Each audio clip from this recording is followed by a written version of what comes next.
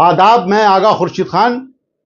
कोलकाता के RG Kar medical college के hospital में जूनियर डॉक्टर का रेप के बाद बेरहमी से हत्या का मामला समेत देहरादून में हुए नर्स के साथ बर्बरता से लेकर महाराष्ट्र के बदलापुर तक, कभी बिहार में तो कभी यूपी के कन्नौज में, आगरा व फर्रुखाबाद समेत राजस्थान में मासूम बच्चियों, नाबालिग व महिलाओं पर खासकर रेप, हत्या व आत्महत्या की बढ़ती घटनाएं लगातार तूल पकड़ती जा रही हैं। अब इस घटना को लेकर राष्ट्रपति द्रौपदी मुर्मू ने भी रोष जताया है। उन्होंने साल 2012 में दिल्ली में हुई निर्भया कांड को याद करते हुए कहा, निर्भया कांड के बाद 12 सालों में रेप की अनगिनत घटनाओं को समाज ने भुला दिया है। उन्होंने कहा कि कोई भी सभ्य समाज अपनी बेटियों और बहनों पर इस तरह के अत्याचारों की इजाजत नहीं दे सकता। राष्ट्रपति ने आगे लिखा है कि कोलकाता में हुई डॉक्टर के रेप और मर्डर की घटना से देश सकते में है। जब मैंने इसके बारे में सुना तो मैं निराश और भयभीत हुई।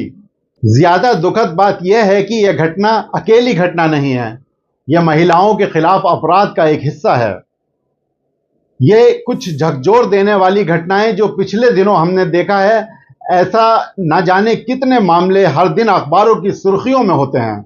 न जाने कितनी बार इंसानियत को शर्मसार करने वाली घटना के विरोध में पूरा देश कितनी बार एकजुट हुआ होगा, लेकिन क्या इसके बाद ये मामले कम हुए? निर्भया गैंग रेप के बाद देश में महिलाओं और लड़कियों के लिए आज भी कोई सुरक्षित माहौल नहीं बन पाया है। इस बात का अंदाजा आए दिन बलात्कार की बढ़ती खबरों से लगाया जा सकता है। आखिर क्यों कानून बदले, साल बदले, लेकिन महिलाओं के खिलाफ होते अपराध के आंकड़े बढ़ते ही जा रहे हैं। साल 2012 में दिल्ली में निर्भया रेप केस हुआ। देश की राजधानी की सड़कों पर चलती बस में एक महिला के साथ सामूहिक बलात्कार हुआ। इसके बाद पूरा देश एकजुट हुआ। महिलाओं के खिलाफ बढ़ते अपराधों को लेकर प्रोटेस्ट हुए, रैलियां निकाली गईं, टीवी पर डिबेट का सिलसिला शुरू हुआ और भी न जाने क्या क्या। इसके बाद कानून भी बदले गए और उम्मीद जताई गई कि शायद अब समाज की शक्ल भी बदलेगी। निर्भया की मां ने सालों तक लंबी लड़ाई लड़कर निर्भया के आरोपियों को सजा दिलवाई, लेकिन माफ कीजिएगा, शायद लोगों की सोच और समाज की सूरत दोनों ही नहीं बदली हैं। तब से एक दशक बीत जाने के बाद भी रेप की घटनाएं घटने के बजाय बढ़ती ही जा रही हैं। इन 10 वर्षों में कोई एक साल ऐसा नहीं गया जब रेप के आंकड़े 2012 के मुकाबले कम रहे हों। फिर सवाल उठता है कि निर्भया कांड के बाद महिला सुरक्षा के कानून में आई कड़ाई के बाद भी हैवानियत की घटनाएं कम क्यों नहीं हो रही हैं? आज जिस प्रकार से इस प्रकार की घटनाएं बढ़ती जा रही हैं, उसे केवल कुछ तत्वों का मानसिक दिवालियापन कहकर खारिज नहीं किया जा सकता। समाज में इस तरह के व्यवहार का बढ़ना साफ तौर पर यह दर्शाता है कि हमारे सामाजिक ताने बाने में कहीं ना कहीं कोई खोट जरूर है।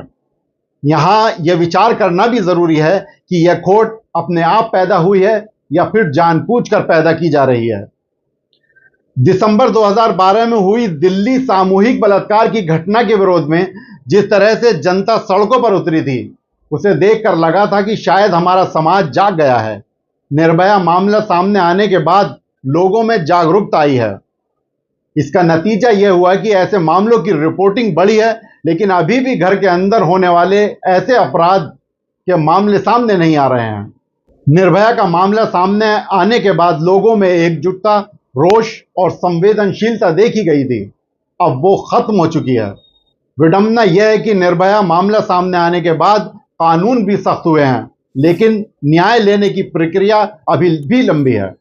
हिम्मत जुटाकर कुछ लड़कियां न्याय मांगने पहुंच भी जाती हैं, तो रेप की पुष्टि से लेकर अपराधी को सजा सुनाने तक की प्रक्रिया इतनी सुस्त होती है कि रेप सर्वाइवर की हिम्मत ही साथ छोड़ जाती है।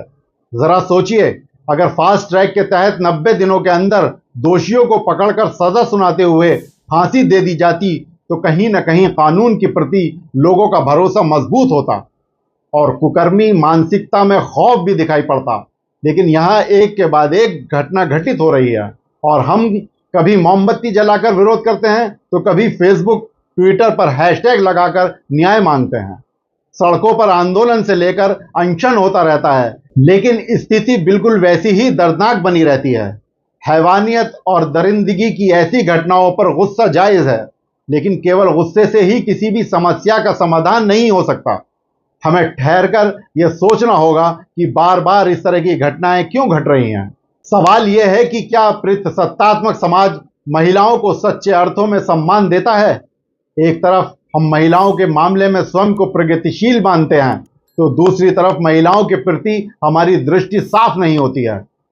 जब तक हम महिलाओं को सच्चे अर्थों में सम्मान देना नहीं सीखेंगे, तब तक ऐसी घटनाओं को रोकने के सारे उपाय फौरी साबित होंगे।